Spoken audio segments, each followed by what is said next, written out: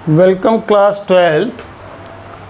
तो इस वक्त हम जो वीडियो आपके बोर्ड पर कुछ क्वेश्चन दिख रहा होगा, graph problems on magnetic effect of current. Board में भी ग्राफ से रिलेटेड प्रॉब्लम आते हैं, तो ग्राफ से रिलेटेड प्रॉब्लम का कॉन्सेप्ट तो आना चाहिए। न्यूमेरिकल तो आता ही आता है, एक दो क्वेश्चन ग्राफ से रिलेटेड आता है, तो लगभग हर यूनिट के अंदर आपको पता होना चाहिए। तो जितना हो सकता है, जो हमारे समझ में आ रहा है वो हम करते जा रहे हैं, देख रहे हैं। ठीक है, चलिए पहला क्वेश्चन जो बोर्ड के अंदर आपको दिख रहा होगा, 4 यहाँ ऑप्शन दे करके पूछ रहा है कि which of the following graph shows the variation of magnetic induction B, माने magnetic field with distance r from a long wire current। Long wire current से डिस्टेंस आर। तो दिमाग में आप रफली एक चीज़ बैठाइए, तो ये लॉन्ग वायर करंट वाला ये था ना, जिससे आर डिस्टेंस पर जो मैग्नेटिक फील्ड बनता है वो सर्कुलर मैग्नेटिक फील्ड लाइंस होते हैं, और magnetic field produce mu naught upon 2 pi I upon R. ये था, ये रिलेशन हुआ करता है, यानी कि B और R में रिलेशन देखा जाए तो B inversely proportional to R। अब जिनको अगर पता तो वैसे मेरे को उम्मीद कम है कि बहुत कम लोगों को पता है कि ये क्या चीज़ को रिप्रेजेंट करेगा, क्या रिप्रेजेंट करेगा ये। तो कि ये माने ऐसा कोई भी curve y proportional to 1 upon x, या X Y equals to constant, X Y equals to क्या, कांस्टेंट, इक्वल्स टू कांस्टेंट। भैया ये रेक्टेंगुलर हाइपरबोला है, रेक्टेंगुलर हाइपरबोला है। अब इसको मेरे को तो कम उम्मीद है, जो यूजुअल हमारे 11th-12th के जो भी स्टूडेंट हैं वो रेक्टेंगुलर हाइपरबोला समझ भी रहे होंगे या नहीं रहे होंगे, लेकिन उस बात को छोड़ दीजिए, कितना आप समझ रहे हैं कितना आप नहीं समझ रहे हैं। 4 option A B C D दिया हुआ है। रेक्टेंगुलर हाइपरबोला का ये कहानी है, ये होता है रेक्टेंगुलर हाइपरबोला, ऐसा होता है। मतलब जो एजिम्टोड्स होते हैं इसके म्यूचुअली परपेंडिकुलर होते हैं। अब एजिम्टोड्स क्या होता है, अब उसको भी समझाने की जरूरत पड़ेगी। खैर, आप जरा शकल सूरत यहाँ देखिए, कर्व कैसा दिख रहा है आपको, इसमें कर्व कैसा दिख रहा है, मतलब ऊपर भी एक्सिस को टच कर रहा हो, नीचे भी एक्सिस को टच कर रहा हो, ऐसा होता है ये हाइपरबोला। ऊपर भी एक्सिस को टच करने वाला है इन्फिनिटी पर, नीचे भी एक्सिस को टच करने वाला है इन्फिनिटी पर। मैं अभी इसको टच किया नहीं है, करेगा इन्फिनिटी पर। एजिम्टोड कहते हैं एक ऐसे टेंजेंट को जो किसी कर्व को इनफाइनाइट पर क्या करे, टच करे, है ना। कोई ऐसा कर्व है और कोई एक लाइन है, और ये इनफाइनाइटली ये लाइन है, और ये चीज़ ये कर्व हो रहा है। तो ये जो लाइन है इसको जा करके इनफाइनाइट पर टच करने वाला हो, तो ये लाइन कहलाता है उसका एजिम्टोड। तो जब हम इस तरह की बात आती है, B inversely proportional to 1 upon R आता है, थोड़ा सा कॉन्सेप्ट ग्राफ का समझ लीजिए। इसलिए ऑप्शन देने के लिए मैं फटाक दे करके निकल जाऊंगा, लेकिन उससे आपका कि ये क्वेश्चन सॉल्व होगा, लेकिन कुछ बातें आपको जानकारी होनी चाहिए कर्व से रिलेटेड, इसलिए हम जैसे इसको उठाए हैं। तो B ऐसे में ये रेक्टेंगुलर हाइपरबोला होता है, और ये कर्व जो है सो बोथ साइड एजिम्टोटिक होता है, जैसा कि मैंने बतलाया। यानी ये एक्स एक्सिस और वाई एक्सिस दोनों पर क्या होगा, एजिम्टोटिक होता है। मतलब ये जा कर के, ये आपको समझ में आ गया होगा, सी ऑप्शन ही करेक्ट ऑप्शन है। ये जा कर के क्या करेगा, इसको इन्फिनिटी पर टच करेगा, इधर भी जा कर के इन्फिनिटी पर टच करेगा। तो कहानी B inversely proportional to 1 upon R, यानी Y inversely proportional to X, जो भी कहते हो, B proportional to 1 upon R, या B inversely proportional to R, जो भी कह सकते हो, या X Y equal to constant, जो ऐसा भी कर्व होगा वो एजिम्टोटिक होगा, मैंने रेक्टेंगुलर हाइपरबोला होगा, मैंने asymptotic to rectangular axis, asymptotic to rectangular axis होगा और ऐसे सिचुएशन में ये आपका करेक्ट ऑप्शन होगा। ये किसी भी क्वेश्चन के लिए वैलिड है, न सिर्फ इसके लिए, जहाँ भी इस तरह का रिलेशन होगा ये इस प्रकार का कर्व जो होगा वो आपका सही कर्व को रिप्रेजेंट करेगा। अब मैं समझता हूँ कुछ इस बात को समझ गए होंगे इस टाइप का। अब आप पूछेंगे कि सर हो सकता है कि बी ऐसा भी हो सकता है बहुत सारे क्वेश्चन में, बिल्कुल, तो भी ये कर्व इसी टाइप का होगा। थोड़ा सा स्ट्रिपिंग ज़्यादा हो जाएगा, है ना, थोड़ा सा इसकी स्ट्रिपिंग जो होगी बहुत ज़्यादा होगा 1/r² हो 1/r³ हो, जो कुछ भी हो, है ना, कर्व इसी तरह का होगा। थोड़ा सा इसका इंक्लिनेशन क्या होगा, चेंज होगा, बाकी इसी तरह से बात आएगी। तो इन्वर्स वाले में इस ग्राफ को दिमाग में छाप के रखिए, बायो मैथ वाले जो भी हैं इस कर्व को याद रखिए। इस टाइप का कोई भी रिलेशन हो कर्व यही आएगा, ठीक है।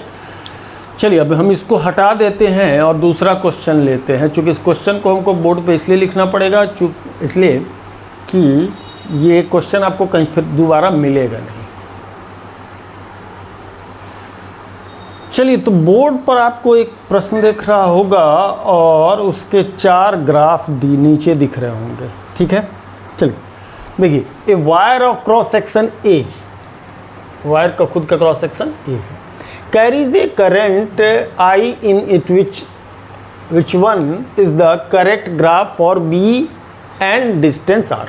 बी वर्सेस आर ग्राफ हमको बताना है। क्वेश्चन हम लिखे हम खुद से क्वेश्चन का शैली लिखे हम कुछ, जो आपका प्रिंट में है वो थोड़ा टेढ़ा है, इसलिए सिंप्लीफाई करने के लिए हमने इसको लैंग्वेज चेंज कर दिया है, ठीक है।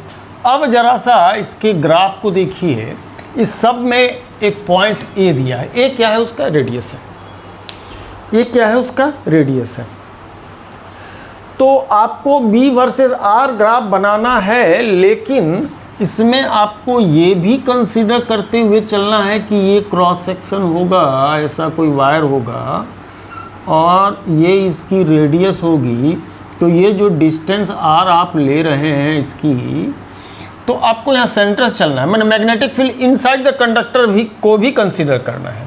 तो इनसाइड द कंडक्टर का मैग्नेटिक फील्ड इंटेंसिटी के लिए एक एग्जाम्पल हम लोगों ने magnetic effect of the current में देखा है कि अंदर की सिचुएशन क्या है और बाहर की सिचुएशन क्या है। अंदर क्या होता है, बी प्रोपोर्शनल, इनसाइड में बी प्रोपोर्शनल टू आर है और आउटसाइड में ये B inversely proportional to R जाता है। आप उस न्यूमेरिकल को निकाल करके देख सकते हैं। ये टेक्स्ट बुक एनसीईआरटी के एग्जाम्पल में है इनसाइड के लिए। आउटसाइड के लिए तो एक्सप्रेशन है ही, B equal to mu naught upon 2πi/r, वो तो है ही।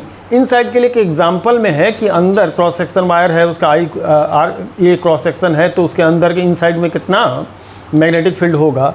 तो उसमें ये बी प्रोपोर्शनल टू आर जाता है और बाहर में B inversely proportional to 1/r आता है। तो जैसे कि ठीक इस क्वेश्चन से पहले हम लोगों ने जो सॉल्व दिया तो बी वर्सेस आर, तो उसमें हम लोगों ने उसके area cross section of the wire को नेग्लेक्ट कर दिया और सीधे बात ले लिया, वायर है उससे आर डिस्टेंस पर, मतलब वहाँ वायर के अंदर की कहानी को इग्नोर कर दिया गया था। तो अगर वायर के अंदर की कहानी को इग्नोर नहीं कर रहे हो और हम इनसाइड और आउटसाइड दोनों कर रहे हो, तो इनमें से कौन सा ग्राफ करेक्ट ग्राफ बैठेगा। चलिए, तो B proportional to R inside and outside में ये, तो ये कर्व अब 2 पार्ट में बढ़ जाएगा। ए से पहले कुछ और होगा और ए के बाद कुछ और होगा, ठीक है। जरा गलत पर पहले ध्यान देते हैं, आउटसाइड के लिए ये सही है, ये सही है, ये सही है। आउटसाइड के लिए ये गलत है। आउटसाइड के लिए B inversely proportional to R होता है, ये कर्व ऐसा होगा, ऐसा कर्व होगा। तो ये एक सही है, ठीक है। तो 3 ऑप्शन आपके करेक्ट हो गए आउटसाइड के लिए। अब इनसाइड में आइए। इनसाइड में बी प्रोपोर्शनल टू आर, ये सही हो सकता है, ये सही हो सकता है, लेकिन ये पहले खत्म हो गया था, कहानी खत्म हो गई। तो बी प्रोपोर्शनल टू आर ये भी नहीं है, बी इसका ये कांस्टेंट हो जा रहा है। ये इस चीज़ को ये किसको बता रहा है, कांस्टेंट फील्ड को, ये कांस्टेंट फील्ड को बता रहा है। ये 0 to a के बीच में कांस्टेंट फील्ड बता रहा है, कांस्टेंट नहीं होता, बी प्रोपोर्शनल टू आर होता है। तो ये यहाँ पर ये लाइन है बी प्रोपोर्शनल टू आर, ये देखिए स्ट्रेट लाइन होता है, है ना। प्रोपोर्शनल का, सीधे प्रोपोर्शनल हो, डायरेक्ट प्रोपोर्शनल का ये स्ट्रेट लाइन। तो ये स्ट्रेट लाइन माने proportional to R, that is क्या, ये लाइन आपको दिखा रहा है बी प्रोपोर्शनल टू आर, और ये लाइन दिखा रहा है B inversely proportional to R. तो ये वो ऑप्शन है जो करेक्ट ऑप्शन, जो यहाँ कंडीशन आपको दिख रहा है उसके हिसाब से ये क्या हो रहा है, करेक्ट ऑप्शन है। ठीक है ना, ये करेक्ट ऑप्शन होगा, ए इसका करेक्ट ऑप्शन है। बाकी ये 3 ऑप्शन ऐसे आपको कंफ्यूज करने के लिए दिया गया है। ओके, चलिए, तो बोर्ड पर आपको एक बड़ा सिंपल सा छोटा सा क्वेश्चन, लेकिन बड़ा खतरनाक क्वेश्चन दिख रहा होगा। क्या है, the tau theta graph for a coil is, tau मतलब torque, theta means angle, relation याद कीजिए। क्या होता है टॉर्क के लिए, एम बी साइन थीटा। तो क्या डिपेंडेंसी है टॉर्क की थीटा पर, थीटा पर क्या डिपेंडेंसी है? तो सीधे सीधे कर सकते हैं कि टाउ प्रोपोर्शनल जा रहा है किसके, साइन थीटा के। तो साइन फंक्शन है, कैसा फंक्शन है, साइन फंक्शन है। अगर जो लोग साइन को साइन फंक्शन को पहले से जान रहे होंगे उनके लिए क्वेश्चन हवा हो जाएगा, लेकिन अगर नहीं जान रहे हैं तो साइन को साइन फंक्शन मैक्सिमम नहीं जानते, पढ़ते ही कहाँ। खास करके जो लोग कंपटीशन पॉइंट ऑफ व्यू से पहले से नहीं सोच रहे हो तो बिल्कुल ही नहीं जानते।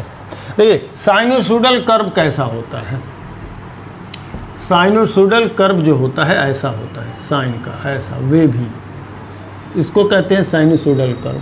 ठीक, कोसाइन फंक्शन का कैसा होता ऐसा ही है, लेकिन इसमें यहाँ पर अपपिक होता है, होता दोनों का शकल एक है, इसमें 0 पर 0 और इसमें 0 पर 1। ठीक है, ये होता है, ये कोसाइन फंक्शन है कॉस थीटा का, ये है साइन थीटा फंक्शन। तो इस क्वेश्चन में और कुछ भी नहीं था सिवाय इस बात के कि कोई साइन फंक्शन कोसाइन फंक्शन के को जान रहा है कि नहीं जान रहा। अगर जान रहे हैं तो क्वेश्चन में कुछ नहीं है, अगर नहीं जान रहे हैं तो फिर हो गया, आप सोचते रह जाइएगा। तो साइनोसॉइडल कर्व ना ये है ना ये है ना ये, साइनोसॉइडल कर्व सिर्फ ये दिख रहा है ना, एक पोर्शन है उसका, ये देख लीजिए ना, 90 डिग्री 180 डिग्री है ना, π/2 एंड पाई। तो ये है एक पोर्शन, तो उसका एक पोर्शन है ये, यानी डी इसका करेक्ट ग्राफ होगा। टाउ एंड थीटा के बीच का जो ग्राफ होगा वो कुछ इस तरीके का होगा। ठीक है, चलिए ये इन्फॉर्मेशन भी आपके पास आ गया। अब आगे कुछ और इन्फॉर्मेशन, ऑप्शन पहले दे दिए, ये 4 ऑप्शन देख रहे हैं। क्वेश्चन में अब आपके सामने बोलते हुए लिख रहा हूँ, Q charge with V velocity is moving along positive direction of x-axis, in which configuration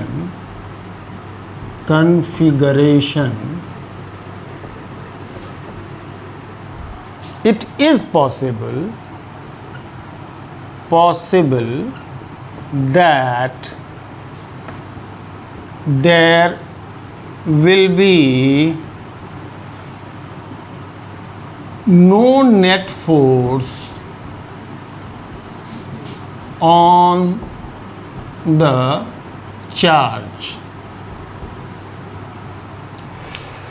ये एक कॉन्फ़िगरेशन देख रहे हैं, जो कॉन्फ़िगरेशन को मैं समझा भी दूं। देखिए ये क्यू चार्ज पॉजिटिव है, q charge v velocity, q charge v velocity से q charge v velocity x axis के पॉजिटिव डायरेक्शन में मूव कर रहा है। ठीक है, ओके। और आपका electric field and electric field, magnetic field, electric field, magnetic field, electric field, magnetic field, electric field, magnetic field, चार अलग अलग ऑप्शन में चार मान डिफरेंट ओरिएंटेशन में डिफरेंट डायरेक्शन में क्या किया गया, दिखाया गया। अब इसमें बताना ये है कि किसमें ऐसा हो सकता है कि चार्ज अनडेविएटेड जाए, कोई नेट फोर्स उस पर नहीं लगे। नेट फोर्स नहीं लगेगा तभी अनडेविएटेड हो जाएगा। ये वेलोसिटी सेलेक्टर का क्वेश्चन है, और वेलोसिटी सेलेक्टर में आपको बताना था। चलिए लॉरेंज फोर्स का टोटल फार्मूला मैंने बताया है, Q E + V × B, the entire formula ये बनता है। ई भी क्रॉस बी। अब प्रश्न ये है कि अगर इस चार्ज है, इलेक्ट्रिक फील्ड भी है, मैग्नेटिक फील्ड भी है, तो इलेक्ट्रिक फोर्स भी लगेगा, उस पर मैग्नेटिक फोर्स भी लगेगा, लेकिन होना ये चाहिए कि उस पर लगने वाला नेट फोर्स जीरो हो। इसका मतलब एक ही बात हो सकती है कि इलेक्ट्रिक फील्ड के कारण जो फोर्स लगे और मैग्नेटिक फील्ड के कारण जो फोर्स लगे, वो दोनों फोर्स एक दूसरे के अपोजिट डायरेक्शन में हो, तभी ऐसा पॉसिबल है कि इलेक्ट्रिक फोर्स लगने वाले मैग्नेटिक फोर्स को कैंसिल आउट कर दे, और जब कैंसिल आउट हो जाएगा तो ऐसे सिचुएशन में उस पर लगने वाला नेट फोर्स क्या हो जाएगा? ज़ीरो हो जाएगा। ठीक है जी। तो अब इनमें से देखें किन किन सिचुएशन में ये पॉसिबल है। तो अब जरा सा जिन लोगों को पता हो वो तो ठीक है, लेकिन एक चीज़ क्रॉस प्रोडक्ट का रूल मैं आपको समझा देता हूँ, है ना, वो याद रखिएगा जो लोग पहले से जान रहे हैं या नहीं जान रहे हैं। ठीक है, क्रॉस प्रोडक्ट इसमें हम यूज़ करेंगे और इजीली बनेगा। आई क्रॉस जे तो के, जे क्रॉस के तो आई, के क्रॉस आई तो जे। अगर उल्टा हो गया, मतलब ऐसे घूम रहे तो ठीक है, अगर ऐसे घूम गए तो माइनस में जाएगा। आई क्रॉस के तो माइनस जे, के क्रॉस जे तो माइनस आई, जे क्रॉस आई तो माइनस के। ठीक है, इस रूल को हमेशा फॉलो अप कीजिएगा जहाँ कहीं भी क्रॉस प्रोडक्ट आप ले रहे हो। तो चलिए मैं पढ़ाते इस थोड़ी सी वेक्टर की नॉलेज को ब्रीफ करते हुए भी इस सवाल को लगाता हूँ, जिनका पहले से नहीं जानकारी है वो जानकारी ले लें। एक्स एक्सिस के अलॉन्ग जो लिया जाता है यूनिट वेक्टर वो होता है आई कैप, वाई एक्सिस के अलॉन्ग जे कैप और जेड एक्सिस के अलॉन्ग के कैप। ये हर जगह लागू हो रहा है, या जितने भी हैं सब पर लागू हो रहा है। एक्स एक्सिस के अलॉन्ग यूनिट वेक्टर आई कैप और वाई एक्सिस के अलॉन्ग जे कैप और जेड एक्सिस के अलॉन्ग के कैप कंफर्टेबल होता है। बाकी बात हथेली ऐसे घुमाए वैसे घुमाए, ये तो उस वो भी करके दिखा देंगे कि ऐसे ऐसे इधर डायरेक्शन हो गया, ये इधर डायरेक्शन हो गया, ये इधर डायरेक्शन हो गया। ठीक, चलिए अब जरा सा एक पॉइंट को नोट कीजिएगा कि इस फिगर को पहले कुछ ये दो तो हम लोग पहले रूल्ड आउट कर दे रहे हैं, क्योंकि इन दोनों में डायरेक्शन ई और बी का सेम हो जा रहा है। तो जो भी क्रॉस बी का डायरेक्शन है, देखिए ये भी एक्स वाई प्लेन में है, ये भी एक्स वाई प्लेन में है, और भी क्रॉस बी का जो डायरेक्शन बनेगा वो इसका परपेंडिकुलर हो जाएगा। काहे कि जब क्रॉस प्रोडक्ट करने के लिए चलेंगे वेलोसिटी का, देखिए भी और बी, या ये तो रूल्ड आउट हो गया क्योंकि बी क्रॉस बी जीरो हो जाएगा, इसमें बी क्रॉस बी जीरो हो जाएगा, ई जीरो नहीं होने वाला है। तो बी क्रॉस बी जीरो होना है क्योंकि डायरेक्शन दोनों का सेम है, कहानी खत्म हो गई। यहाँ पर भी क्रॉस बी बनता है एक्स वाई प्लेन में है, तो एक्स वाई प्लेन के परपेंडिकुलर हो जाएगा। भी का डायरेक्शन आई के अलॉन्ग और बी का डायरेक्शन वाई के अलॉन्ग, तो आई क्रॉस जे के डायरेक्शन में, यानी जेड एक्सिस के डायरेक्शन में चला जाएगा। तो जेड एक्सिस के डायरेक्शन में मैग्नेटिक फोर्स चला जाएगा। इलेक्ट्रिक फोर्स लगना है किस डायरेक्शन में? वाई एक्सिस के डायरेक्शन में। इलेक्ट्रिक फोर्स लगना है वाई एक्सिस के डायरेक्शन में, जबकि यहाँ पर अगर भी और बी का डायरेक्शन आप देखें तो भी क्रॉस बी का डायरेक्शन बाहर की तरफ, यानी कि भी क्रॉस बी आई के डायरेक्शन में, ये जे के डायरेक्शन में, तो आई क्रॉस जे से के यानी कि जेड एक्सिस के। मैग्नेटिक फोर्स का डायरेक्शन इस डायरेक्शन में आएगा। मैग्नेटिक फोर्स ये भी क्रॉस बी जो है वो इस डायरेक्शन में जेड एक्सिस के डायरेक्शन में आएगा। तो जेड एक्सिस के डायरेक्शन में आपका मैग्नेटिक फोर्स लगेगा और इसके जो इलेक्ट्रिक फोर्स लगेगा इस डायरेक्शन में, तो ये जीरो होने से रहा, ये जीरो नहीं होगा। तो ये भी यहाँ पर तो लगने वाला मैग्नेटिक फोर्स ही जीरो हो रहा है, यहाँ पर तो लगने वाला मैग्नेटिक फोर्स ही जीरो हो रहा है। सिचुएशन को खाली आंसर तक नहीं जा रहे हैं, हम हर फिगर को एनालाइज करके भी बता दे रहे हैं ताकि आपका नॉलेज ब्रीफ होता रहे, है ना। तो ये भी मैग्नेटिक फोर्स हमारा ये भी जीरो होने वाला है, ये हमारा क्या होने वाला है, इसमें ये चूँकि इलेक्ट्रिक फोर्स और magnetic force at 90 degree zero नहीं होगा। कुल मिला जुला करके अपने को ढूंढना एक बात है, क्या कि मैग्नेटिक फोर्स जो डेवलप करे वो इलेक्ट्रिक फोर्स के अपोजिट रहे। आई रिपीट, ये दो बात तो मैं रूल्ड आउट कर दिया, इसको ख़त्म भी कर दिया, ठीक है।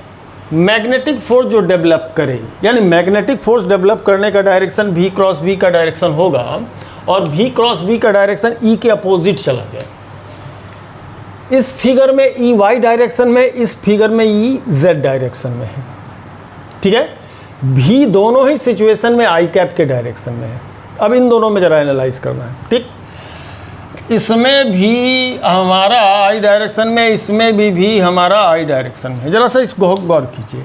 आई मैग्नेटिक फील्ड इधर है, आई क्रॉस जे तो के, आई क्रॉस जे तो के मैंने प्लस के, यानी आई भी क्रॉस बी तो का डायरेक्शन इधर परपेंडिकुलर जेड डायरेक्शन, यानी कि मैग्नेटिक इलेक्ट्रिक फोर्स का डायरेक्शन तो ये है ही, मैग्नेटिक फोर्स का डायरेक्शन भी सेम हो गया। इस सिचुएशन में मैग्नेटिक फोर्स और इलेक्ट्रिक फोर्स दोनों का डायरेक्शन सेम हो गया, नहीं होगा जीरो। अब यहाँ जरा देखिए, आई भी आई के डायरेक्शन एक्स के डायरेक्शन में, बी हमारा किसके डायरेक्शन में, इसके डायरेक्शन में, तो आई क्रॉस के होने वाला है, आई क्रॉस के। यहाँ से नोटिस कीजिए, आई क्रॉस के उल्टा चल रहा है, आई क्रॉस के तो माइनस एस। ये अब की बार ये मैग्नेटिक फोर्स जो है वो इलेक्ट्रिक फोर्स के, जो कि इधर डेवलप करेगा क्यू ई के फॉर्म में, ये इधर में F electric equal to Q E के फॉर्म में डेवलप करेगा वाई डायरेक्शन में। मैग्नेटिक फोर्स जस्ट इसके अपोजिट डायरेक्शन में चला जाएगा। तो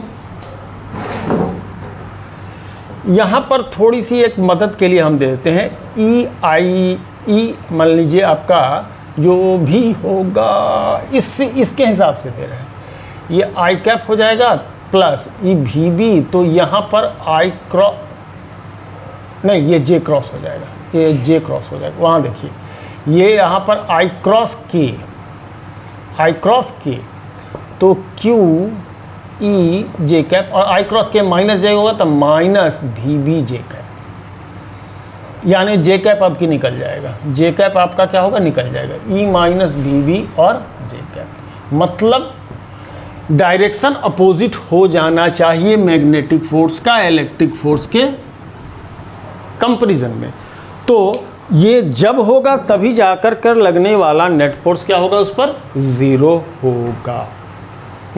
तो ऐसे किसी भी सिचुएशन में जब दिया जा रहा हो कि चार्ज इंटर करता है म्यूचुअली परपेंडिकुलर मैग्नेटिक फील्ड में, mutually perpendicular electric field and magnetic field में, तो हमारा किस सिचुएशन में उस पर लगने वाला फोर्स जीरो होगा, या ऐसे कह सके कि वो अनडेविएटेड जो है सो दोनों फील्ड को क्रॉस कर जाए, तो उस समय आप याद रखेंगे कि जो डेवलप्ड मैग्नेटिक फोर्स होना चाहिए वो इलेक्ट्रिक फील्ड के अपोजिट आना चाहिए। माने भी क्रॉस बी का डायरेक्शन ई के डायरेक्शन से अपोजिट जाना चाहिए। इस बात को इतना क्या करेंगे आप लोग ध्यान रखेंगे तो दिक्कत नहीं होगी। ठीक है जी, चलिए अब एक नेक्स्ट क्वेश्चन लेते, हो सकता है इससे मिलता जुलता क्वेश्चन हो। तो चलिए, जैसा कि मैंने बोला था कि कुछ मिलता जुलता क्वेश्चन लेते हैं। यहाँ पर कहानी स्टार्ट हो रही है और क्वेश्चन ये है कि there is an electron which enters inside the fields, electric field and magnetic field, in which of the configuration it will pass out undeviated। बात अब इलेक्ट्रॉन की कर दिया है, तो ऐसे सिचुएशन में इलेक्ट्रॉन दे दिया हो तो इलेक्ट्रॉन दे दिया हो, प्रोटॉन दे दिया, कोई टेंशन की बात नहीं। पॉजिटिव चार्ज के लिए जो बिहेवियर इलेक्ट्रिक फील्ड का जिस डायरेक्शन में फोर्स लगता था इलेक्ट्रिक फील्ड के डायरेक्शन में लगेगा, और in the direction of electric field ही उसका डायरेक्शन ऑफ फोर्स हो जाएगा। तो निगेटिव चार्ज के जस्ट उसका रिवर्स हो जाएगा, opposite to the electric field हो जाएगा। जबकि अगर मैग्नेटिक फोर्स की बात कर रहे हैं तो जो वेलोसिटी का डायरेक्शन में पॉजिटिव चार्ज के लिए आता है, निगेटिव के लिए जस्ट उसके लिए अपोजिट ले लिया तो अपोजिट आप जैसे ही करते हैं वो उसका भी डायरेक्शन रिवर्स कर जाता है। तो निगेटिव चार्ज हो या पॉजिटिव चार्ज हो, इसको सोच करके बिल्कुल ही कॉन्सेप्ट के पीछे नहीं जाना है, जाना ही नहीं कि ये निगेटिव है ये पॉजिटिव है, तो इस केस में हम निगेटिव के लिए कोई कहानी अलग हो जाएगी, पॉजिटिव के लिए कहानी अलग हो जाएगी, बिल्कुल नहीं, एक ही कहानी लेके चलेंगे। तो आप जरा देख लीजिए, ये दो फिगर हमारा बिल्कुल रूल्ड आउट होता है। क्यों रूल्ड आउट हो रहा है, यहाँ तो कहानी ही नहीं है, ई और बी सेम डायरेक्शन में है, होगा ही नहीं। ई और बी अपोजिट डायरेक्शन मैंने 90 डिग्री पर तो है, लेकिन in the plane of the paper है, जबकि बी का डायरेक्शन ये है, बी का डायरेक्शन ये है, तो B cross B perpendicular to the plane हो जाएगा, यानी बाहर की तरफ आ जाएगा। तो ये मैग्नेटिक फील्ड का डायरेक्शन इधर हो जाएगा, इलेक्ट्रिक फील्ड का डायरेक्शन ये 90 डिग्री पर हो जाएगा, ये रूल्ड आउट हो गया, कहानी ख़त्म हो गई। तो ज़रा गलत वाले को पहले ख़त्म करते, ये भी गलत है, इसको भी मैं दिखा देता हूँ क्यों गलत है। बी का डायरेक्शन ये, बी का डायरेक्शन इन द प्लेन है, माने एक्स वाई प्लेन के अंदर है, तो बी क्रॉस बी से डायरेक्शन ऊपर की तरफ, जो इलेक्ट्रिक फील्ड का डायरेक्शन है उसी डायरेक्शन में मैग्नेटिक फोर्स भी हो जा रहा है। माने ये कहानी है, ये है बी का डायरेक्शन, ये है बी का डायरेक्शन, और ये डायरेक्शन ई का कह रहा है। तो ये जो भी का डायरेक्शन है, यहाँ पर आई जे के से कोई बात नहीं बनने वाली है, और ये हमारा क्या है, ये देखिए ऐसे पकड़ रहे हैं, और ये मान लीजिए इलेक्ट्रिक फील्ड का डायरेक्शन है। तो ये जो कर रहे हैं V क्रॉस B यानी ऊपर की तरफ, तो जो डायरेक्शन इलेक्ट्रिक फील्ड का वही डायरेक्शन मैग्नेटिक फील्ड का। तो कहानी खत्म। अब इसमें जरा आइए देख लीजिए V क्रॉस B, तो V क्रॉस B ऐसा, जरा इसको देखिए, V डायरेक्शन ये है और B डायरेक्शन ये है, तो V क्रॉस B डायरेक्शन नीचे की तरफ, इलेक्ट्रिक फील्ड ऊपर की तरफ। इसमें ऐसा सिचुएशन डेवलप कर रहा है कि जिसमें मैग्नेटिक फोर्स हमारा इलेक्ट्रिक फोर्स के अपोजिट होगा। ठीक है, ओके। अब आपको मैं एक करेक्शन बता दूं, ये बता दूं कि आपका क्या होगा ये कि इसमें भी का डायरेक्शन इधर लेंगे, फोर्स का डायरेक्शन, मैग्नेटिक फोर्स का डायरेक्शन क्या आएगा, वो डायरेक्शन ये लेंगे, मैग्नेटिक फोर्स का डायरेक्शन ये होगा, मैग्नेटिक फोर्स का डायरेक्शन ये हो जाएगा एक्चुअल में इलेक्ट्रॉन के लिए, है ना। मैग्नेटिक फोर्स का डायरेक्शन और इलेक्ट्रिक फील्ड का डायरेक्शन है ये है, लेकिन इलेक्ट्रिक फोर्स का डायरेक्शन जस्ट इसका अपोजिट होगा, चूंकि इलेक्ट्रॉन। तो यहाँ पर V का डायरेक्शन अपोजिट लेंगे, तो V क्रॉस B ऊपर, मैग्नेटिक फोर्स ऊपर की तरफ लग रहा होगा, और चूँकि इलेक्ट्रॉन है तो जो इलेक्ट्रोस्टैटिक फोर्स होगा वो नीचे की तरफ लग रहा होगा, तो ऑटोमेटिकली यहाँ अपोजिट हो जाएगा। ठीक है, तो ये फिगर हमारा करेक्ट फिगर बनेगा। ठीक है, ये फिगर हमारा करेक्ट फिगर बनेगा। इससे कोई फ़र्क नहीं पड़ रहा है, मूवमेंट ऑफ द चार्ज इधर हो रहा है ना। इफेक्टिव डायरेक्शन ऑफ मूवमेंट यहाँ इधर लिया जाएगा, इलेक्ट्रोस्टैटिक फोर्स इधर लग रहा होगा, मैग्नेटिक फोर्स ऊपर की तरफ डेवलप करेगा, तो मैग्नेटिक फोर्स और इलेक्ट्रिक फोर्स एक दूसरे के अपोजिट चले जाएंगे। ठीक है जी, चलिए अगला ऑप्शन आपको बोर्ड में दिख रहा होगा ग्राफ का, ये 4 ऑप्शन दे दिया है। अब क्वेश्चन के साथ कुछ बात ये कह रहा है, इंफॉर्मेशन जरा मैं लिखता हूँ। एक coil, circular coil, a circular coil is in YZ plane में है। ठीक है, at x equal to -25 centimetre the field is positive. ठीक, फील्ड इज पॉजिटिव। तो which one is the correct graph, ऐसे सीधे समझिए, बहुत सारा लिटरेचर दिया है लेकिन उतना लिखेंगे नहीं, है ना। विच one is the correct graph. तो अब हम लोग सर्कुलर कॉइल का एक्सप्रेशन, पहले जैसे ऐसा कोई क्वेश्चन आए तो पहले एक्सप्रेशन को ध्यान में लीजिए। Expression μ0I/2r B inversely proportional to r, क्या है जी, हाइपरबोलिक। ये हो सकता है, ये हो सकता है, ये दोनों, ये दोनों गया। इन दोनों ऑप्शन को ख़त्म कर दिया, इन दोनों ऑप्शन को तो भूल ही जाइए। अब ऑप्शन ए और डी में अपने को देखना है। तो ऑप्शन ए और डी में एक बात ये क्या कह रहा है कि x इक्वल टू -25 सेंटीमीटर पर पॉजिटिव फील्ड पॉजिटिव है। तो ये -25 अगर हम लोग यहाँ पर लेते हैं और इसमें भी यहाँ लेते हैं तो ये दोनों ही सिचुएशन में ये भी करेक्ट है, ये भी करेक्ट है, दोनों फेल नहीं हुआ, मतलब दोनों ही पॉजिटिव नहीं है। फ़र्क ए में और डी में सिर्फ एक है, वो ये कि ये हमारा ऊपर की तरफ है और ये हमारा नीचे की तरफ है। तो अब ज़रा सा हम लोग इस बात को क्या करें, नोटिस करें कि ये जो कॉइल होता है, कॉइल लेते हैं तो magnetic field along the x, कोई एक्सिस जो होगा ये एक्स एक्सिस होगा, इसके अलोंग वाईजेड प्लेन ये है, तो डायरेक्शन ऑफ मैग्नेटिक फील्ड क्या हो, इधर से इधर है ना, इधर से इधर। ठीक है, तो एक्स एक्सिस के पॉजिटिव साइड में भी डायरेक्शन, जो डायरेक्शन होगा मैग्नेटिक फील्ड का, नेगेटिव डायरेक्शन में जो मैग्नेटिक फील्ड का डायरेक्शन हो वही एक्स के पॉजिटिव डायरेक्शन में भी क्या होगा, मैग्नेटिक फील्ड का डायरेक्शन होगा। अब यहाँ पर आपका फिजिकल कॉन्सेप्ट, यहाँ मैथमेटिक्स बहुत ज़्यादा देर चलता नहीं है। ये हो गया, यही होता है मैग्नेटिक फील्ड लाइन्स, यही होता है मैग्नेटिक फील्ड लाइन्स, करेक्ट है ना, ऐसा निकल के ऐसा चलता है। तो ऐसे में जो डायरेक्शन निगेटिव साइड में होना चाहिए वही डायरेक्शन पॉजिटिव साइड में। तो यहाँ तो ये ऑप्शन में तो गलत हो गया ना। ये ऑप्शन में -25 पर जो डायरेक्शन है +25 पर आते हैं तो उसका डायरेक्शन रिवर्स दिखा रहा है, यानी ये ऑप्शन गलत हो गया। क्योंकि चाहे हम निगेटिव साइड में जाएं या पॉजिटिव साइड में जाएं, है ना। हाँ, इस क्वेश्चन में एक बात को मैं छोड़ दिया कि ये इसका सेंटर एट ओरिजिन है, और सेंटर जो है सो वाईजेड प्लेन के, वाईजेड प्लेन होगा उसमें ओरिजिन पर है। तो जो पॉजिटिव साइड, जो निगेटिव साइड में जो डायरेक्शन मैग्नेटिक फील्ड का होना चाहिए वो निगेटिव साइड में, सॉरी, वही पॉजिटिव साइड में भी होना चाहिए। तो उस हिसाब से direction of magnetic field reverse नहीं होगा। तो direction of magnetic field reverse नहीं होगा, तो ये इस सिचुएशन में डायरेक्शन निगेटिव रिवर्स नहीं हो रहा है। जैसे जैसे क्लोज टू द कॉइल हो रहा है वो बढ़ रहा है, फिर क्लोज से जब दूर होने लग रहा है तो फिर ये घट रहा है। यानी ऑप्शन ए इसका करेक्ट आंसर होगा। ठीक है जी।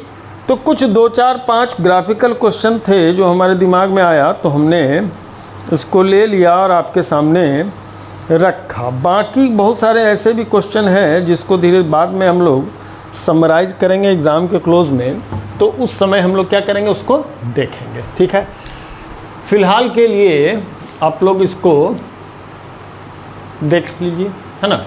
और अगर ऐसा कोई प्रॉब्लम आपको दिखे तो हमको डायरेक्ट मैसेज कीजिए, हम जो है सो उसका उस प्रॉब्लम, ग्राफिकल प्रॉब्लम को आपके लिए सॉल्व कर सकते हैं, है ना। ग्राफ वाला प्रॉब्लम हमको सॉल्व करने में मज़ा भी बड़ा आता है।